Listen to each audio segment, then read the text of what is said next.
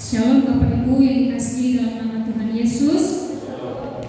Bapak Ibu, saya melihat bahwa kita semua bersuka cita, ya kan, dengan pakaian yang merah menyala, tanda bahwa kita adalah orang-orang yang berani, orang-orang Kristen yang sudah ditebus, yang berani, bangsa-bangsa yang telah ditebus dan berani. Amin. Karena itu kalau tadi kita memuji Tuhan dengan begitu bersorak-sorai, segala kekuatan kita kerahkan untuk memuji Tuhan, sampai mungkin ada suaranya yang serak, ada yang keringatan. Hari ini, saat ini tiba waktunya bagi kita untuk mendengar firman Tuhan. Kiranya jangan sukacitanya, semangatnya waktu memuji Tuhan saja. Begitu firman Tuhan mulai, kira-kira apa nggak ya firman Tuhan ini? Kira-kira apa yang akan disampaikan firman Tuhan hari ini? Baik, jemaat yang dikasihi Tuhan, hari ini ada 3 momen spesial yang sekaligus kita rayakan. Ya, yang pertama seperti biasa, seperti minggu-minggu, hari-hari minggu yang selalu kita adakan, yaitu kita merayakan akan kemenangan, victory yang Tuhan Kristus telah kerjakan bagi kita. Sepanjang minggu, hari demi hari, mulai Senin sampai Sabtu, Tuhan menyertai kita, membawa kita kepada kemenangan di dalam menjalani hidup kita. Dan hari ini adalah hari di mana kita merayakan kemenangan itu. Amin. Yang kedua, momennya adalah kita merayakan hari kemenangan bangsa kita, di mana 80 tahun bangsa kita menang dari penjajahan. Bangsa kita merdeka dari penjajahan, dari bentuk segala perbudakan para penjajah. Yang terakhir, ini yang paling istimewa, 23 tahun Tuhan menyertai akan pelayanan kita di sini. Amin.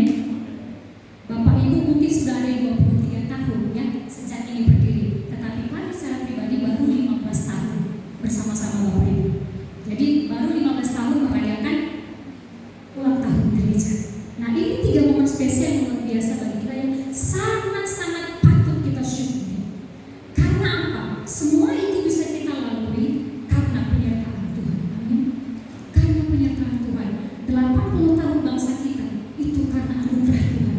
Bangsa kita bisa merdeka itu karena anugerah Tuhan, yang menolong para pejuang-pejuang bangsa kita untuk berjuang mempertahankan Indonesia untuk dimerdekakan. Gereja kita, pelayanan kita mengalami kemerdekaan juga karena ada jemaat-jemaat, ada para majelis, gembala, jemaat, pelayan yang berdoa bagi pelayanan ini sehingga bisa menjalaninya 23 tahun. Jemaat yang dikasihi Tuhan, saya kasih tema karena ini sangat tidak satu kebetulan hari kemerdekaan tepat dirayakan bersama dengan hari kita beribadah, hari Minggu 17 Agustus. Nah, saya memberikan tema bagi kita adalah tanggung jawab orang percaya terhadap kemerdekaan dalam Kristus. Kalau kita merayakan kemerdekaan bangsa kita, tentu ada tanggung jawab-tanggung-jawabnya. Nanti kita akan melihat sejauh penyampaian pemaparan firman Tuhan pagi ini. Nah, mendengar kata merdeka, apa yang ada dalam benak kita? Ketika kita mendengar kata merdeka, apa yang ada dalam benak kita? Apa? Jangan takut-takut lah, tapi udah merdeka kok. Orang yang merdeka itu berani ngomong. Orang yang merdeka itu bebas bicara, tapi bicaranya yang penting, bukan yang penting bicara. Amin ya? Apa yang ada di benak kita ketika kita mendengar kata merdeka? Bebas. Hah? Menang. Apa lagi? Lepas. Ya kan?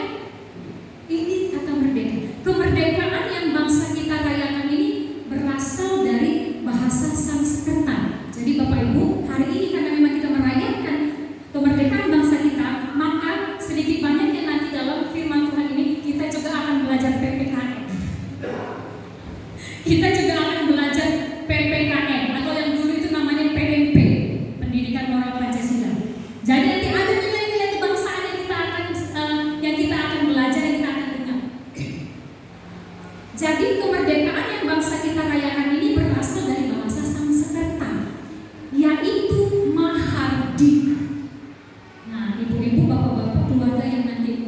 kira-kira punya rencana untuk punya keturunan lagi, kasih aja namanya Mahardika.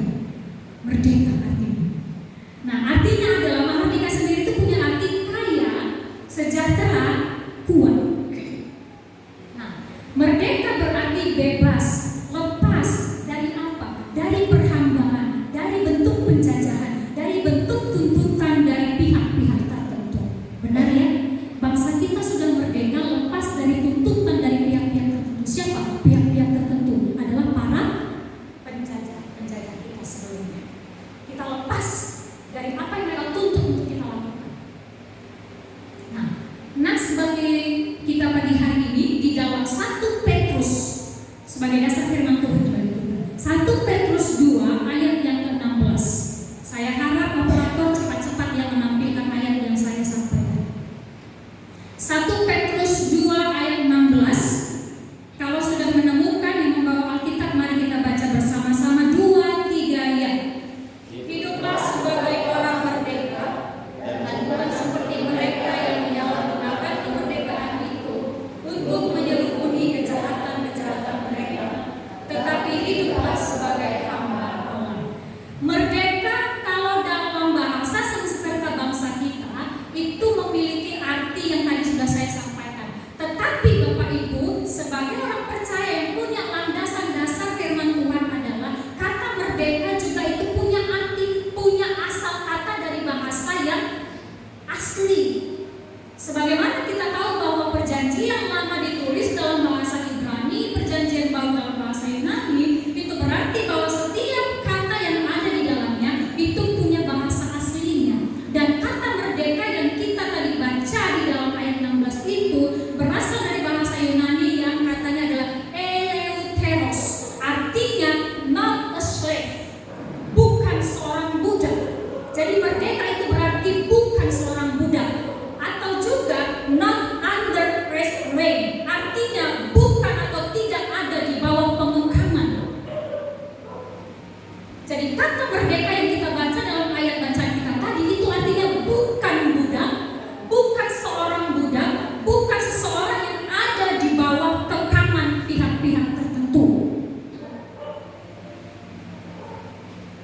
Dalam bahasa Inggris katanya adalah free. Free, bebas. Maka kemerdekaan adalah freedom. Kemerdekaan, kebebasan. Nah, para pemercaya Yesus Kristus, orang-orang yang percaya kepada Yesus Kristus adalah orang-orang yang bukan budak dosa. Amin. Jemaat Tuhan budak dosa? Jemaat Tuhan bukan budak dosa? Yes. Kenapa? Kita bukan budak dosa. Orang-orang yang percaya kepada Kristus bukanlah orang-orang yang ada di bawah perbudakan dosa, yang ada di bawah pengekaman dosa, atau juga pribadi yang ada di dalam keterikatan pada hukum Taurat sebagai syarat keselamatan. Jadi Bapak Ibu, kita selamat, kita diselamatkan bukan karena hukum Taurat, bukan karena melakukan hukum Taurat. Kita sudah dibebaskan dari itu. Kita sudah dilepaskan dari perbudakan dosa. Kita sudah dilepaskan dari keterikatan hukum Taurat. Jadi kita adalah orang-orang yang merdeka. Merdeka karena apa? Bukan karena melakukan hukum Taurat, tapi karena kita percaya kepada Yesus Kristus. Kita percaya kepada Anak Allah yang tunggal, yang menyelamatkan, yang satu-satunya pribadi yang memerdekakan kita dari perbudakan dosa. Amin. Mari kita baca Yohanes 8 ayat 36.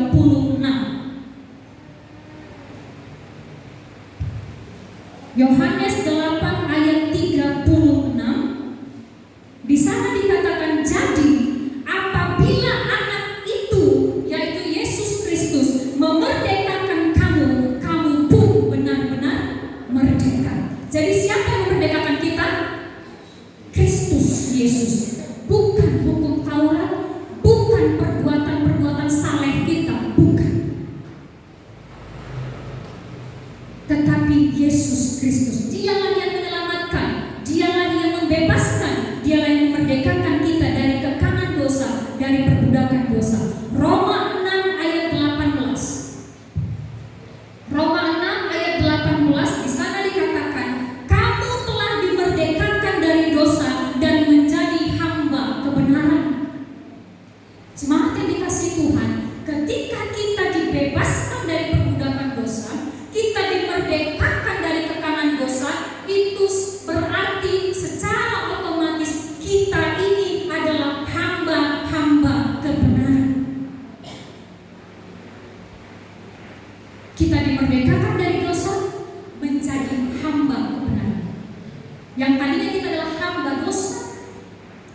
diperbudak oleh dosa, sekarang kita menjadi hamba kebenaran oleh karena kemerdekaan yang telah Kristus kerjakan dalam hidup kita. Roma 6 ayat 13, dan janganlah kamu menyerahkan anggota-anggota tubuhmu kepada dosa untuk dipakai sebagai senjata kelaliman, tetapi serahkanlah dirimu kepada Allah sebagai orang-orang yang dahulu mati tetapi yang sekarang hidup, dan serahkanlah anggota-anggota tubuhmu kepada Allah untuk menjadi senjata-senjata kebenaran. Artinya Bapak Ibu, kita sudah dibebaskan dari perbudakan dosa. Kita sekarang adalah hamba kebenaran. Maka yang harus kita kerjakan, yang kita harus lakukan adalah melakukan apa yang benar. Artinya, dulu manusia diperbudak, dulu manusia diperhamba dosa. Namun melalui Yesus Kristus yang mati dan bangkit, manusia diberi kebebasan untuk hidup dalam kebenaran. Karena itu, seperti tadi Roma 6 ayat 13, jangan lagi gunakan tubuh kita ini sebagai senjata-senjata untuk melakukan hal-hal yang lalim, yang jahat, yang tidak menyenangkan hati Tuhan. Tapi lakukanlah seluruh tubuh kita ini, lakukanlah untuk melakukan hal-hal yang benar di mata Tuhan sebagai orang-orang yang sudah dimerdekakan oleh Kristus. Jadi kita merdeka di dalam kebenaran. Artinya kita bebas melakukan segala yang baik, bebas melakukan segala yang benar di dalam Kristus. Jadi kebebasan kita ada dalam ruang lingkup kebenaran Kristus. Jika demikian, tanggung jawab kita adalah melakukan segala yang benar dalam Kristus. Panggilan kita sebagai orang-orang yang percaya adalah panggilan untuk hidup yang benar. Hidup yang benar. Mari kita renungkan kehidupan kita sampai sejauh ini. Kalau kita sudah mengaku bahwa Yesus Kristus adalah Tuhan dan Juru Selamat kita, dan kita telah percaya kepadanya sungguh-sungguh bahwa Dia adalah satu-satunya jalan keselamatan, perhatikan hidup kita. Sudahkah kita menggunakan hidup kita dengan melakukan apa yang benar? Atau kita masih melakukan hal-hal yang berdosa di mata Tuhan? Jemaat yang dikasihi Tuhan, orang percaya pun bukan berarti tidak jatuh dalam dosa. Perhatikan baik. Karena tidak ada seorang pun yang kebal terhadap dosa. Tetapi perhatikan perbedaannya. Jatuh dalam dosa, hidup dalam dosa. Ini dua hal yang berbeda. Kalau jatuh dalam dosa, ada saat kita lemah, kita tidak menyadari kita jatuh dalam dosa. Tetapi hidup dalam dosa, hari-hari ini putus di situ. Tidak pernah keluar, masih melakukan dosa yang sama terus-menerus. Padahal sudah minta ampun kepada Kristus. Padahal sudah menjadi orang yang dimerdekakan, tapi hidup masih hidup dalam dosa. Kalau kita melihat dalam firman Tuhan, manusia lama, manusia baru, manusia lama, kemabukan, pesta pora, perzinahan, percabulan, kedengkian, iri hati. Kalau kita masih hidup di dalam ini, berarti kita belum benar-benar dimerdekakan. Sekarang selidiki lagi hati kita. Sudahkah kita sungguh-sungguh percaya kepada Kristus? Karena kalau orang yang sudah percaya kepada Kristus akan meninggalkan itu. Dia tidak akan lagi diperbudak dengan itu, karena dia sudah merdeka. Dia menyadari bahwa dia sudah dibebaskan dari belenggu itu. Jadi gak ada alasan bilang, namanya masih manusiawi Bu. Siapa bilang kita malaikat? Tetapi perjuangan kita adalah sebagai orang-orang merdeka. Jangan lagi hidup dalam dosa. Tunjukkanlah bahwa kita adalah jemaat-jemaat yang sudah dimerdekakan oleh Kristus. Harus menjadi pribadi yang benar di dalam isi hati dan pikiran kita. Filipi 2 ayat 5. Filipi 2 ayat 5 di sana dikatakan, hendaklah kamu dalam hidupmu bersama menaruh pikiran dan perasaan yang terdapat juga dalam Kristus Yesus. Sudahkah kita memiliki pikiran dan hati yang benar di dalam Kristus sebagai jemaat Tuhan? 23 tahun Tuhan menyertai pelayanan kita. Sudahkah kita benar-benar benar di dalam isi hati dan pikiran kita? Saat ini saja, ketika kita sedang duduk dalam rumah Tuhan ini, benarkah kita dalam hati dan pikiran kita? Adakah isi hati kita benar? Adakah isi pikiran kita benar sekarang ini, saat ini, detik ini? Atau ada yang sedang berpikir dalam hati dan pikirannya, jangan lama-lama ngomongin pokoknya ini, karena banyak kali perayaan nanti yang mau dilakukan, perayaan ulang tahun, perayaan kebangsaan, ada perlombaan-perlombaan, nanti mau jam berapa lagi pulang kalau khotbahnya lama-lama. Ada yang mungkin gak sabar kan? Cepatlah, udah pengen-pengen ikut lomba aja dapat hadiah yang sudah disiapkan panitia itu, yang hadiahnya luar biasa. Atau hati dan pikiran kita sekarang sedang ada di rumah, sedang ada di dalam persoalan kita, pergumulan kita, beban hidup kita. Hati dan pikiran kita sedang ada pada pasangan kita. Mungkin tadi pergi gereja kesal dengan pasangannya, dibangunkan lama kali bangun, disuruh cepat-cepat bergegas, lambat-lambat.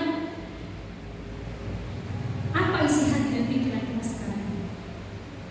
Sebagai orang-orang yang sudah dimerdekakan, kita harus benar di dalam isi hati dan pikiran kita. Bagaimana benar dalam isi hati dan pikiran kita? Pikirkan apa yang menjadi pikiran Kristus. Di komsel kemarin kita bahas ini ya. Apa isi pikiranmu sekarang? Itu ya, bukan komsel ya. Yang ikut komsel, bersyukurlah Bapak Ibu Jemaat. Lalu waktu-waktu sebelumnya, apa isi ruang hatimu? Ya kan? Karena dari pikiran kemudian ke hati, hati kemudian ke pikiran. Itu nggak bisa dipisahkan. Apa yang ada di hati pasti dipikirkan. Apa yang ada di pikiran pasti dirimang-rimang, pasti timbul dari hati. Karena itu benarlah, haruslah kita menjadi orang-orang yang benar di dalam hati dan pikiran kita. Kemerdekaan dalam Kristus adalah kebebasan dari dosa. Namun, perhatikan baik jemaat Tuhan, bukan berarti bebas dari dosa itu bukan berarti kita hidup sembarangan atau menyalahgunakan kemerdekaan itu. Bacaan kita tadi dalam 1 Petrus 2 ayat 16 di sana dikatakan, hiduplah sebagai orang merdeka dan bukan seperti mereka yang menyalahgunakan kemerdekaan itu untuk menyelubungi kejahatan-kejahatan mereka. Jadi kemerdekaan dalam Kristus adalah kebebasan bagi kita, bukan berarti kita hidup sembarangan atau menyalahgunakan kemerdekaan itu atau hidup bebas untuk berbuat salah. Kalau dalam terjemahan firman Allah yang hidup di sana dikatakan menyalahgunakan kemerdekaan itu adalah hidup berbuat salah, hidup bebas untuk berbuat salah, melainkan kebebasan untuk melakukan kehendak Allah. Jadi tadi sebelumnya, orang-orang yang merdeka, yang sudah dimerdekakan adalah orang-orang percaya yang harus hidup dalam kebenaran. Kemerdekaan yang Kristus kerjakan dalam hidup kita juga harus menjadikan kita orang-orang percaya yang hidupnya melakukan apa yang Allah kehendaki. Bukan hidup sembarangan.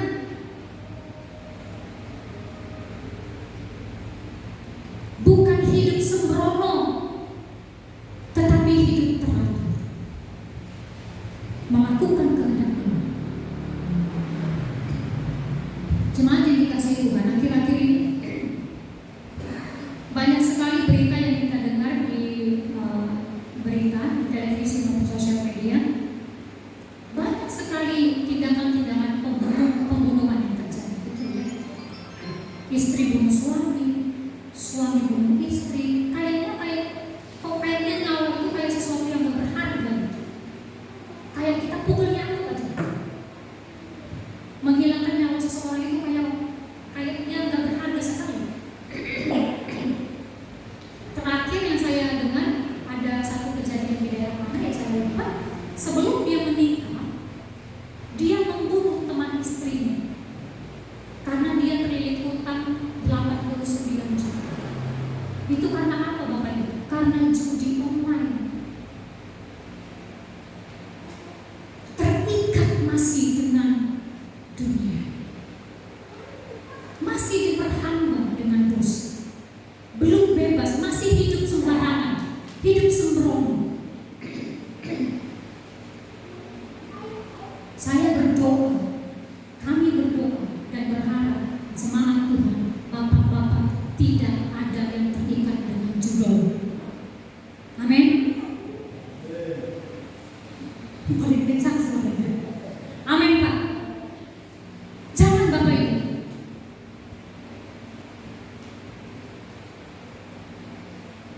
Kasihanilah diri Anda sendiri. Capek-capek kerja dari pagi sampai pagi ke pagi, pergi pagi pulang petang, pergi pagi pulang pagi. Kasihan kali kita. Gaji yang kita terima tak seberapa. Kemudian habis hanya untuk judul. Apalagi yang mau kita kasih untuk rumah tangga kita? Di mana engkau menyatakan bahwa engkau adalah bapak rumah tangga yang sudah dimerdekakan, yang akan memerdekakan rumah tanggamu? Miris Bapak Ibu.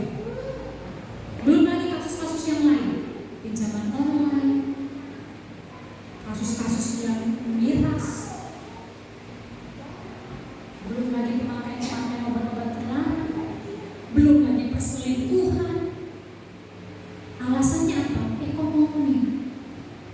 Faktor ekonomi. Kalau kita sungguh-sungguh menggunakan apa yang ada pada kita, percaya cukup ya semuanya itu. Amin. Cukup. Yang penting jangan ada dalam pikiran kita cuma segini ya, kayak mana lah, gak cukup lah ini, anak segini sekolah begini-begini. Cukup Bapak Ibu. Yang penting kuasai diri kita. Firman Tuhan mengatakan bahwa pergunakan apa yang ada padamu. Kita bilang bisa nggak ini? Cukup nggak ini? Buktinya beli pakai data kita bisa. Beli baju baru kita bisa. Setiap minggu baju baru. Setiap minggu setiap ada model baru, ini perempuan nih kelemahannya. Setiap ada model baru, sandal baru, model baru, baju baru, udah mulai. Bapak-bapak yang pusing kan ya Pak ya?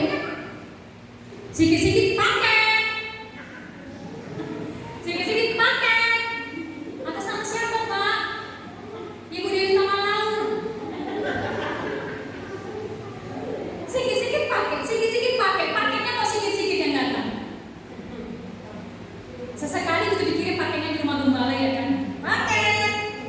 Haleluya. Ya Bapak Ibu. Jadi gunakan kemerdekaan kita bukan hidup sembarangan. Dalam mengelola keuangan pun dalam rumah tangga kita harus bijak. Ibu-ibu ingat waktu kita di kelompok kaum ibu kita bahas apa? Menjadi istri yang cakap, bukan cakep, bukan ya? Cakap, cakap mengelola rumah tangga, cakap mendidik anak-anak, cakap dalam mengelola keuangan. Jangan cakap kita mengelola keuangan orang lain tetangga kita. Keuangan tetangga kita tahu kali kita, cakap kali kita. Sekian nyarapannya itu, sekian perpuluhan.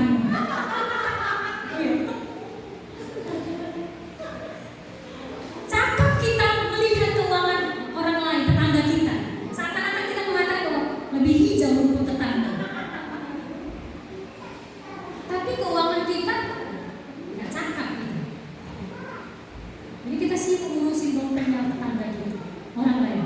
Jemaat di Mazmur nggak ada ya? Amin. Sudah bertobat ya?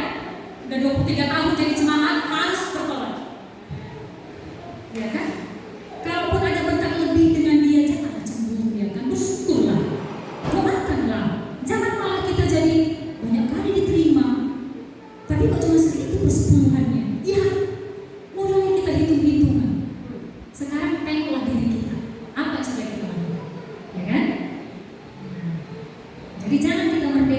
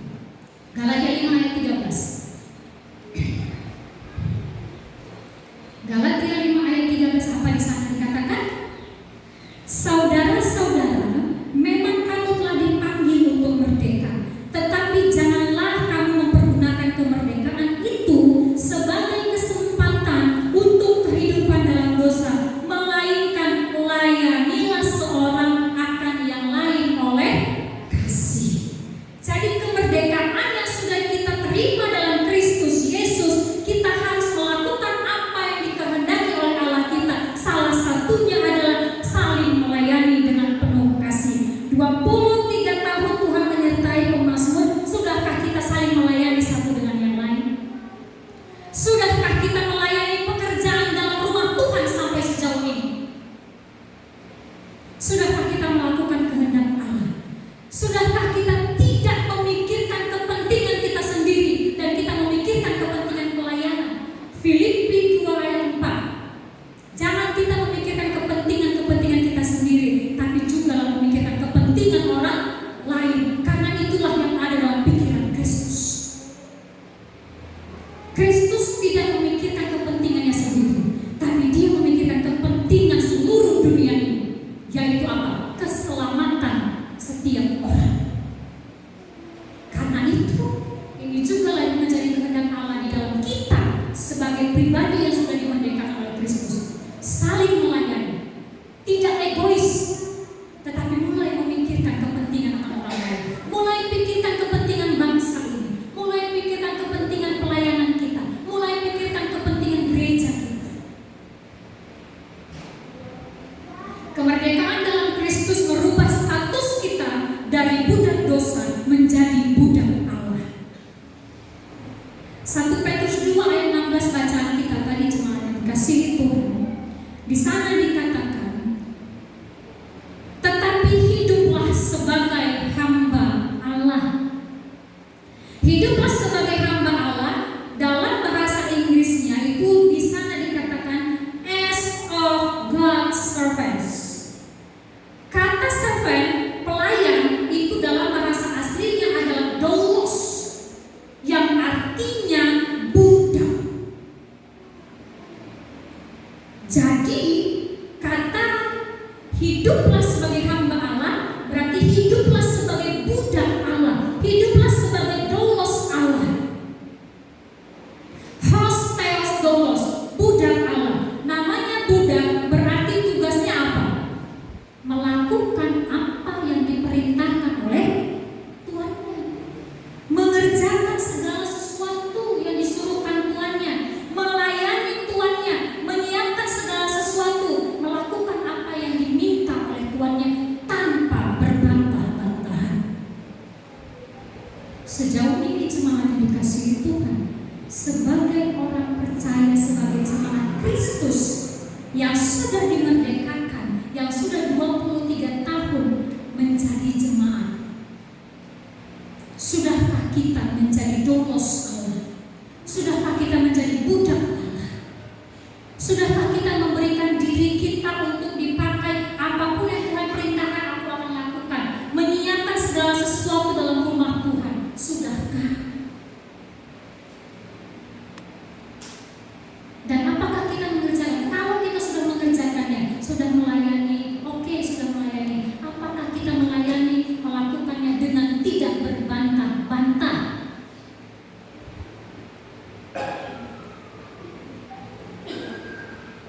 Jemaat yang dikasihi Tuhan,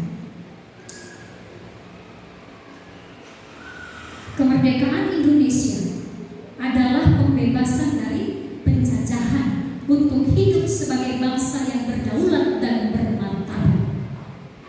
Karena itu, kalau anak-anak, kalau kita mengingat ya Bapak Ibu jemaat, waktu kita sekolah dulu belajar, kita kan sudah menjadi bangsa yang merdeka. Indonesia sudah menjadi bangsa yang merdeka. Lalu apa tanggung jawab kita sebagai bangsa yang merdeka? Tanggung jawab kita sebagai bangsa yang sudah merdeka dari penjajahan, yaitu menghargai pengorbanan para pejuang kita, serta mengisi kemerdekaan itu dengan hidup saling menghormati, saling bergotong royong, saling menghargai keberagaman atau Bhinneka Tunggal Ika, yang artinya walaupun berbeda-beda tetap sama juang. Hal ini juga terjadi dan diterapkan dalam pelayanan gereja kita. Berbeda-beda suku, berbeda-beda karakter, berbeda-beda latar belakang, tapi kita harus saling menghargai. Ini bentuk daripada kebebasan sebagai bangsa, menghargai keberagaman itu dan membangun bersama-sama. Apa yang kita bisa lakukan untuk membangun bangsa kita? Apa yang bisa kita bangun?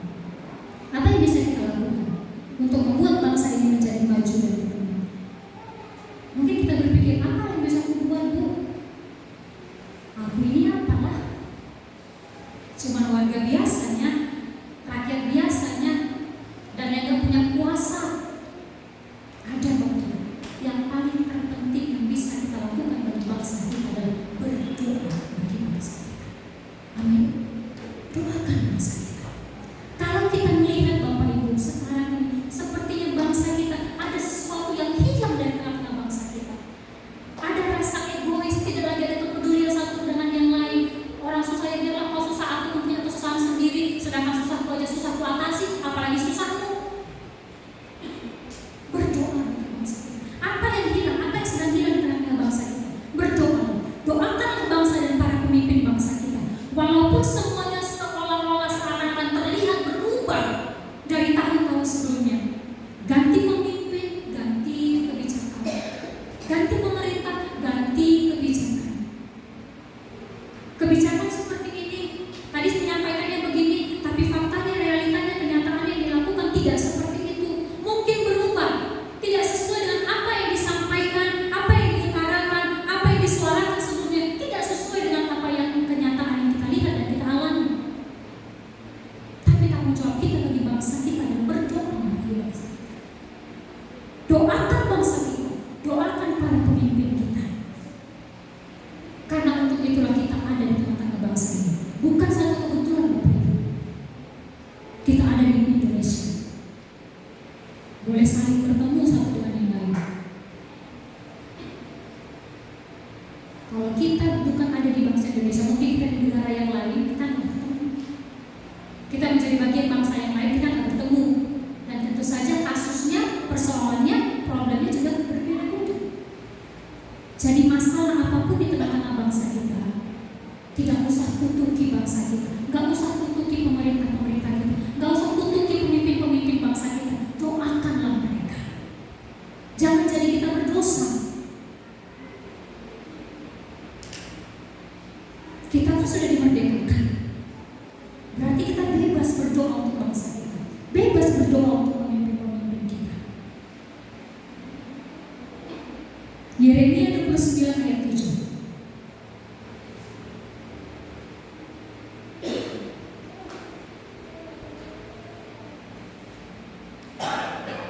Yeremia 29 ayat 7. Lama ya. Usahakanlah kesejahteraan kota kemana kamu aku buang, dan berdoalah untuk kota itu kepada Tuhan, sebab kesejahteraannya adalah kesejahteraanmu. Kemanapun kita pergi, kita ada di bangsa Indonesia, berdoa bagi bangsa kita, karena kesejahteraan bangsa kita adalah kesejahteraan kita, dan untuk itulah kita dipanggil. Kalau kita ada di kota Medan, berdoalah bagi kesejahteraan kota Medan. Untuk itulah kita dipanggil, karena kesejahteraan kota adalah kesejahteraan kita. Kalau kita ada di kecamatan, berdoalah bagi pemimpin kecamatan kita. Kalau kita ada di dusun, di desa, berdoalah bagi pemimpin desa, pemimpin dusun kita. Karena untuk itulah kita dipanggil dan dimerdekakan, yaitu berdoa bagi bangsa, bagi tempat di mana kita diutus. Bahkan kalau kita diutus di tengah-tengah bangsa kita, ini bisa saja mungkin di tengah-tengah pekerjaan, di tengah-tengah pelayanan, di tengah-tengah keluarga besar kita, sekolah kita, kampus kita, dimanapun kita diutus, itu menjadi bangsa kita, itu menjadi tanah kita di mana kita harus berdoa. Doakan sekolah kita, doakan kampus kita, doakan tempat pekerjaan kita, doakan tempat pelayanan kita, doakan para pemimpin-pemimpin kita. Ini tanggung jawab sebagai bangsa untuk mengisi kemerdekaan yang telah kita terima. Kemerdekaan dalam Kristus adalah pembebasan dari dosa untuk hidup dalam kebenaran. Nah, apa tanggung jawab yang harus kita lakukan? Kalau untuk kemerdekaan bangsa kita punya tanggung jawab, untuk kemerdekaan dalam Kristus pun kita punya tanggung jawab yang harus kita lakukan. Yang pertama, hiduplah sebagai orang merdeka dengan melakukan apa yang benar. Hiduplah dalam kebenaran, menjadi hamba kebenaran. Jadikanlah diri kita menjadi hamba kebenaran yang hanya mau melakukan apa yang benar. Yang kedua, hidup melakukan kehendak Allah dengan tidak menyalahgunakan kemerdekaan atau dengan tidak hidup sembarangan. Sebagai orang-orang yang sudah dimerdekakan dalam Kristus, jangan lagi hidup sembarangan, Bapak. Tinggalkan manusia lama kita, hiduplah dalam manusia baru itu. Hiduplah untuk melakukan apa yang Allah kehendaki dalam hidup kita. Kalau Tuhan kehendaki kita jemaat melayani, melayanilah. Kalau Tuhan kehendaki kita untuk bersaksi, bersaksi. Kalau Tuhan kehendaki kita untuk menolong, membantu orang lain, lakukanlah. Segala sesuatu yang menjadi kehendak Allah, kerjakanlah sebagai orang-orang yang sudah dimerdekakan oleh Kristus. Yang ketiga, yang terakhir, hidup sebagai budak Allah. Sadari diri kita bahwa kita adalah hamba Allah, budak Allah, pesuruhnya Allah, yang harus melakukan apa yang Allah kita perintahkan, yang hanya melakukan apa yang diminta, apa yang diperintahkan, apa yang disuruhkan oleh Allah kita. Sebagai perenungan bagi kita jemaat Tuhan, di dalam memperingati dan merayakan kemerdekaan kita, juga merayakan ulang tahun gereja kita, beberapa perenungan yang bisa kita renungkan pagi hari ini dan sampai di rumah renungkan dan doa. Apakah yang sudah kita lakukan untuk bangsa ini sebagai warga yang sudah merdeka? Yang kedua, apakah yang sudah kita lakukan untuk Kristus sebagai pemercaya, sebagai orang-orang percaya yang sudah diselamatkan dan dimerdekakan? Apa yang sudah kita lakukan? Sebagai bangsa yang sudah dimerdekakan, apa yang sudah kita lakukan untuk bangsa? Sebagai orang-orang yang sudah diselamatkan oleh Kristus, orang-orang yang sudah percaya kepada Kristus dan dimerdekakan oleh Dia, apa yang sudah kita lakukan? Dan yang terakhir, apa yang sudah kita lakukan untuk gereja kita sebagai bentuk kontribusi kita untuk gereja dan pelayanan di dalamnya? Yang sudah 23 tahun, apa yang sudah Bapak Ibu lakukan? Yang sudah belasan tahun, apa yang sudah Bapak Ibu lakukan dan apa yang akan Bapak Ibu lakukan? Yang baru bergabung, apa yang akan Anda lakukan untuk gereja dan pelayanan kita? Kontribusi apa yang kita mau? Kontribusi apa yang kita bisa berikan untuk pelayanan gereja kita? Sudahkah kita memikirkan kepentingan pelayanan dalam gereja kita? Sudahkah kita memikirkan kepentingan sesama jemaat kita? Sudahkah kita memikirkan kemajuan atau perkembangan pelayanan gereja kita? Baik kualitas jemaat di dalamnya, baik kuantitas jemaatnya, baik fasilitas di dalam pelayanannya. Kiranya Tuhan memberkati, jadilah orang-orang merdeka yang bisa melakukan apa yang benar di mata Tuhan, melakukan apa yang dikehendaki oleh Allah kita, dan hidup sebagai